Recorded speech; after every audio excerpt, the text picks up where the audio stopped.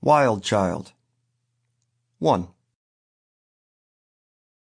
During the first hard rain of autumn, when the leaves lay like currency at the feet of the trees and the branches shone black against the diminished sky, a party of hunters from the village of Lacaune in the Languedoc region of France, returning cold and damp and without anything tangible to show for their efforts, spotted a human figure in the gloom ahead. The figure appeared to be that of a child, a boy, and he was entirely naked, indifferent to the cold and the rain. He was preoccupied with something, cracking acorns between two rocks as it turned out, and didn't at first see them coming. But then one of the party, Messier, the village smith, whose hands and forearms had been rendered the color of a red Indian's with the hard use of his trade, stepped in a hole and lost his balance, lurching into the boy's field of vision. It was that sudden movement that spooked him. One moment he was there, crouched over his store of raw acorns, and the next he was gone, vanishing into the undergrowth with the hypersensitivity of a stoat or weasel. None of them could be sure the encounter had been so brief a matter of seconds, but they unanimously claimed that the figure had fled on all fours. A week later, the boy was spotted again, this time at the verge of a farmer's field, digging potatoes from the ground and bolting them as they were without benefit of cooking or even rinsing.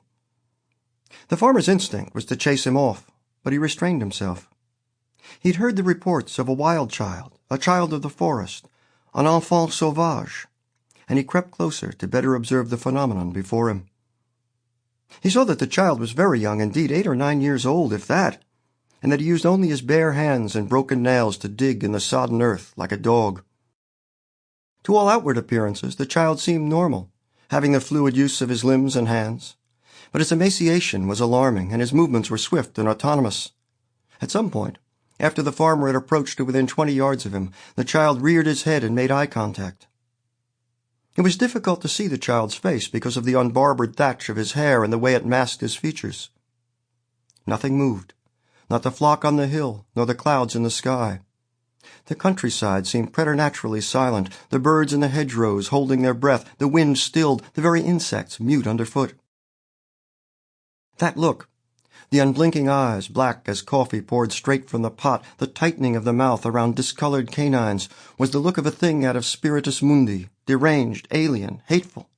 It was the farmer who had to turn away.